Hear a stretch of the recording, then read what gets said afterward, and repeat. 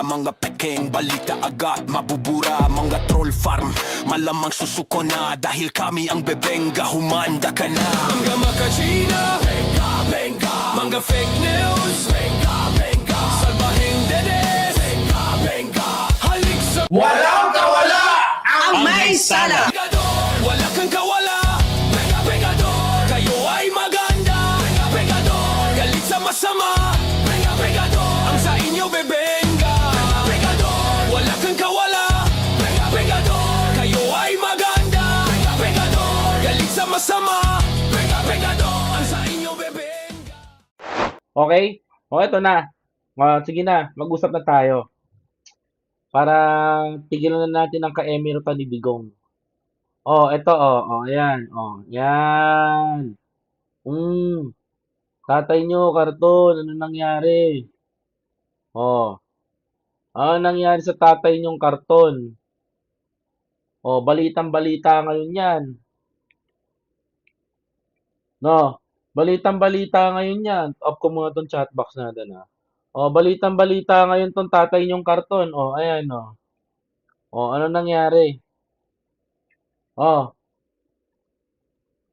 nangyari sa tatay nyong karton? Bakit akala ko ba lalaya na?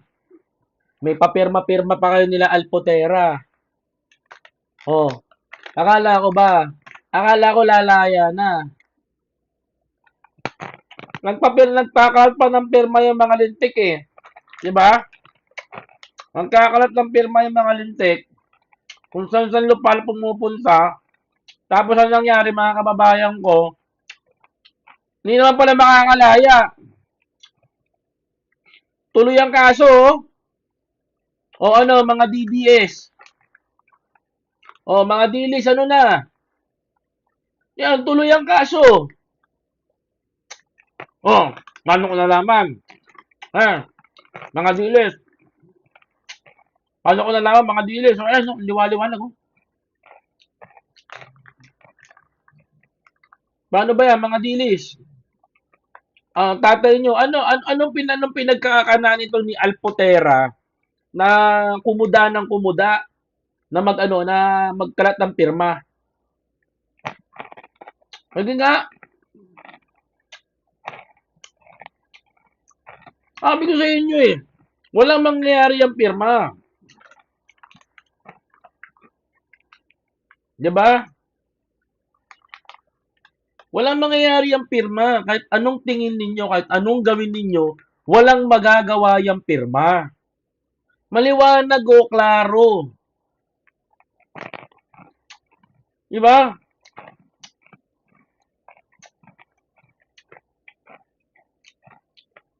Nagsama pa kayo ng mga DDS vlogger na manggagatas.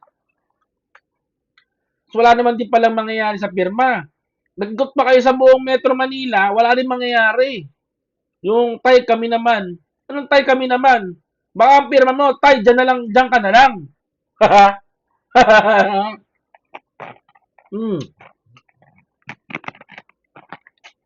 Wala klaro. Gusto niyo basahin ko? Basahin ko ha. Sabi sa bilyonaryo, kakalabasan ng balita. Independent medical expert appointed by the International Criminal Court have counted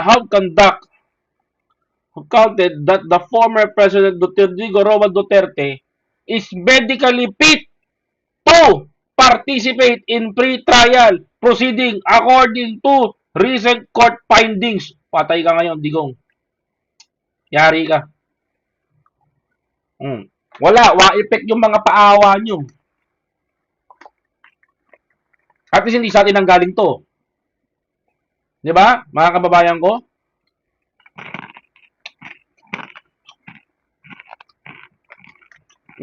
Tayo kami naman, iyak ka muna. Mag-iiyakan talaga sa lahat ngayon. Naglabas na po ang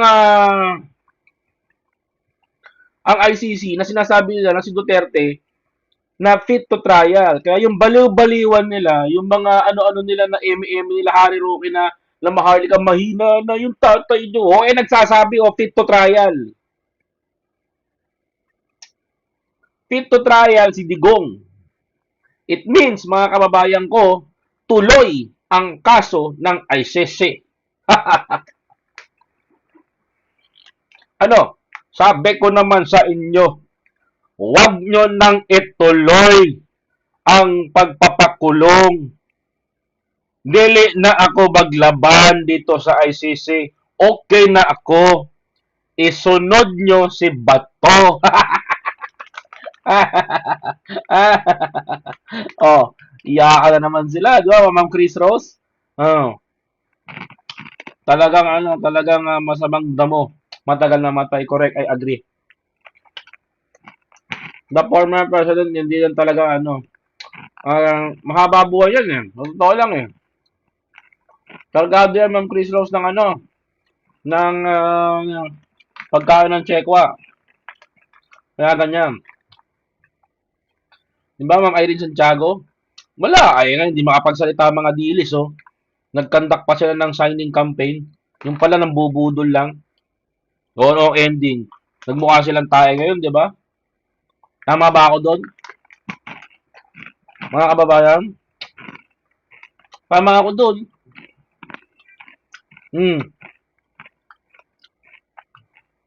Hindi po ako ni kinakain ko. Secret, bawal. Bawal po ako mag-advertisement eh.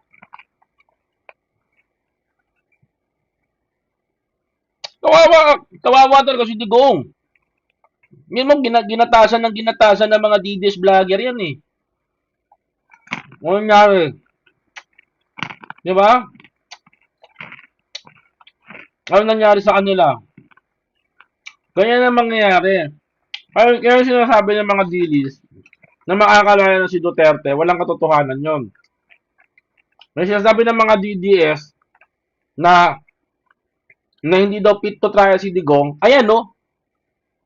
O, dinapahiyangan yung mga nagsasabi, mahina na si Duterte. Hindi nakakayanin lumaban ni Duterte. Hindi niya na kaya makakalabas yan. Maghahanap na lang tayo ng bansa na interim release. Walang interim release, mga bugok.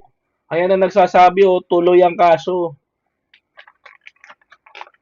Mas reliable pa si Priscilla, si Attorney Conti kaysa kay Kapman. Di ba? Ang sakit. Ang sakit nun, no? Mas reliable pa si Conti kaysa kay Kapman. Si Conti na nasa Pilipinas, si Kapman na nandun sa ibang bansa.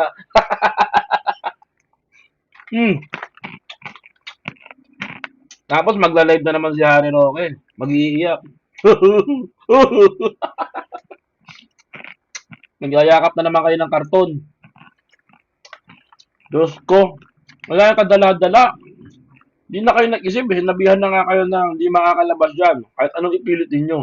Pilit nyo pa rin pinipilita, makakalabas tatay nyo. O ano nangyari nga, hindi niya kalabas, di ba? Next time po sa mga dilis, makinig kayo. Huwag kayong masyado sumasabay sa bugso ng damdamin. Dapat ang tinitingnan nyo, yung katunayan, kung may totoo ba, katunayan ang sinasabi nito. Di ba?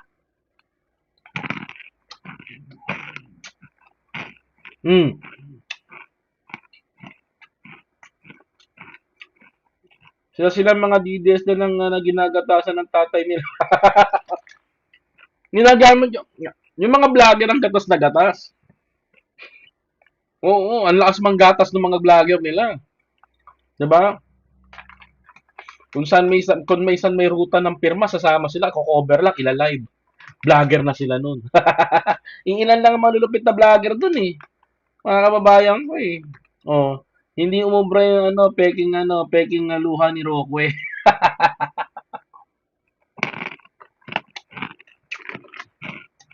Sure ball na si Digong dito. Wala na akong makikita. Hatol na lang. Mga kapatid. Dahil tuloy ang laban, tuloy ang interim release nito. Hindi, tuloy ang kaso, tuloy din si Bato. Tuloy din si Go. Tapos so, malapit na sila. Alam mo, may banta to eh. Alam mo ano banta nito? Kapag natuloy si Digong, tuloy yung dalawa. May mga general pa. Mm. Kung ito ito. Kung ito natuloy, ibig sabihin may warrant si Bato. Kaya nagtatago. Mga kababayan. Yun lang yun. Ibig sabihin, totoong may warrant si Bato. Dahil tuloy ang kaso ni Digong. Hindi po naurong. Kung naurong ang kaso ni Digong, urong din ang kaso ni Bato. Jackpot din. At ang balita ko, may general pa nga daw eh. Si Agbayalde. Sabi.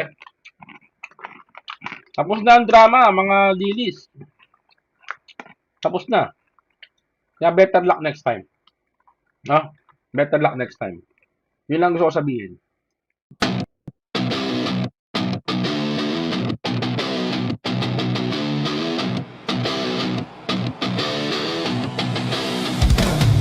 Hey!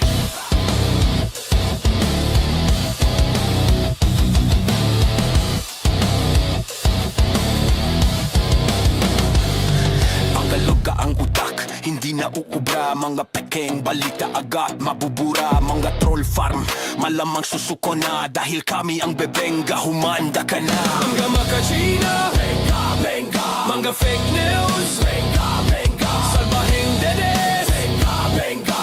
Halik sa Ang may sala!